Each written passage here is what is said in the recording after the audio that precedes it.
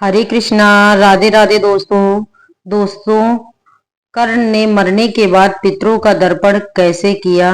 महाभारत के अनुसार कर्ण को बहुत ही दानवीर योद्धा माना जाता था, लेकिन कर्ण जब अपनी मृत्यु के बाद स्वर्ग लोक में पहुंचे तो उन्हें अन्न की जगह केवल सोना ही मिला। कर्ण पर यह देखकर हैरान हुए। तब स्वर्गलोक के देवता देवराज इंद्र ने कर्ण को बताया कि उन्होंने अपने जीवन के समय एक ऐसी बड़ी भूल कर दी जिसके कारण से ऐसा हो रहा है। कर्ण ने अपने पितरों का कभी भी दर्पण या श्राद्ध नहीं किया था। पितृपक्ष में से जुड़ी यह कहानी है कर्ण की, जो मैं आपको सुनाती हूँ। महाभारत में कर्ण को एक महान योद्धा ही नहीं माना जाता, बल्कि एक दानवीर योद्धा के तौर पर आज भी याद किया जाता है। महाभारत की कथा के अनुसार कर्ण इतने दानवीर थे कि सब कुछ जानते हुए भी उन्होंने अपने कवच कुंडल इंद्रदेव को दान में दे दिए। कर्ण को पता था कि कवच कुंडल देने के बाद वह कुरुक्षेत्र की रणभूमि पर उनकी भेंट मृत्यु से ही होगी, लेकिन फिर भी कर्ण अपने दानी स्वभाव के पीछे नहीं हटे। महाभारत में कर्ण और पितृपक्ष से जुड़ी एक और का बहुत ही रोचक कहानी है कि कर्ण मृत्यु के बाद स्वर्गलोक पहुंचे तो उन्हें खाने के लिए कुछ नहीं मिला। ऐसे में कर्ण हैरत में पड़कर सोचने लगे कि धरती लोक पर जीवन के दौरान उन्होंने साधु संतों और गरीबों को दान में सोना दान किया था, तो फिर उन्हें दान का पुण्य क्यों नहीं मिला। उन्हें अन्न की जगह सोना क्यों मिल रहा है। कर्ण के प्रश्नों का उत्तर देवराज इंद्र ने दिया। पितृपक्ष में जा पितृपक्ष में पितरों का तर्पण करके ही स्वर्ग में आनंद लिया जा सकता है। कर्ण न केवल एक बलशाली योद्धा बल्कि दयालु और दानवीर भी थे। कर्ण का जन्म कुंडल और कवच के साथ हुआ था, जिनसे कर्ण को सुरक्षा मिलती थी।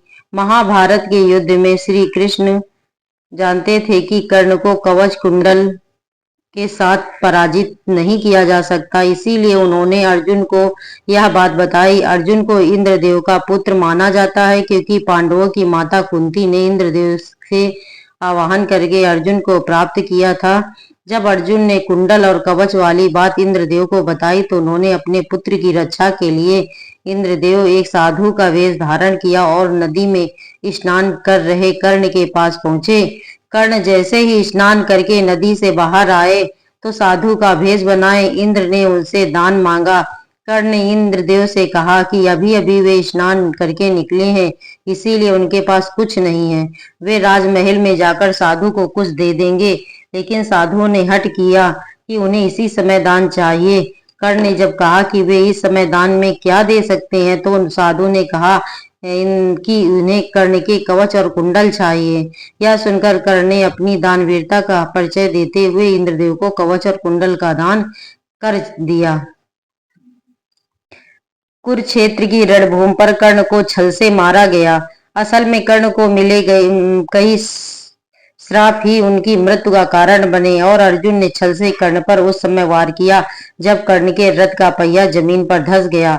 युद्ध के नियमों के अनुसार किसी भी निहत्थे योद्धा पर वार नहीं किया जा सकता था, लेकिन कर्ण को मारने के लिए छल करना पड़ा क्योंकि कर्ण अन्याय के साथ खड़े थे। महाभारत की कहानी के अनुसार कर्ण के पूर्ण कर्मों के कारण उन्हें मृत्यु के बाद स्वर्ग मिला, लेकिन स्वर्ग में पहुंचकर भी कर्ण को भूखा रहना पड़ा। स्वर्गलोक में पहुंचने के बाद दानवीर कर्ण को हर तरफ सोना ही सोना नजर आया।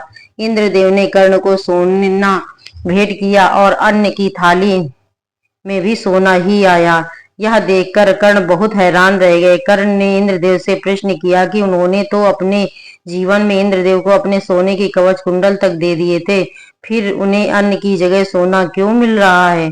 आखिर उनसे क्या अपराध हुआ। कर्ण का यह प्रश्न सुनकर इंद्रदेव मुस्कुराए और कहा, हे महान दानवीर कर्ण, तुम बहुत दानी हो, लेकिन केवल सोने का दान करना ही मुक्ति और स्वर्ग में सुख शांति के द्वार नहीं खोलता, बल्कि पितरों की कृपा पाकर ही स्वर्ग का आनंद लिया जा सकता है। तुमने अपने जीवन में कभी भी पितरों का तर्पण नहीं किया। देवराज इंद्र का उत्तर सुनकर कर्ण ने हाथ जोड़कर कहा कि उन्हें नहीं पता था कि उनके पूर्वज कौन हैं और वे किस कुल से संबंध रखते हैं। इस कारण से वे कभी भी अपने वास्तविक पितरों के नाम पर कुछ दान नहीं कर पाए। मृत्यु होने से कुछ समय पूर्व ही उन्हें यह रहस्य का पता चला कि वे भी वास्तव में कुंती पुत्र हैं। कर्ण की व्यथा सुनकर देवराज इंद्र ने कर्ण को 16 दिनों के लिए फिर से पृथ्वी पर भेजा। पृथ्वी लोक पर वापस आकर कर्ण ने अपनी गलती सुधारते हुए 16 दिनों तक पितरों का तर्पण और श्राद्ध किया। कर्ण ने पितरों के नाम पर अन्नदान भी किया और पौराणिक कथा के अनुसार इन्हीं 16 दिनों को पितृपक्ष नाम से जाना गया।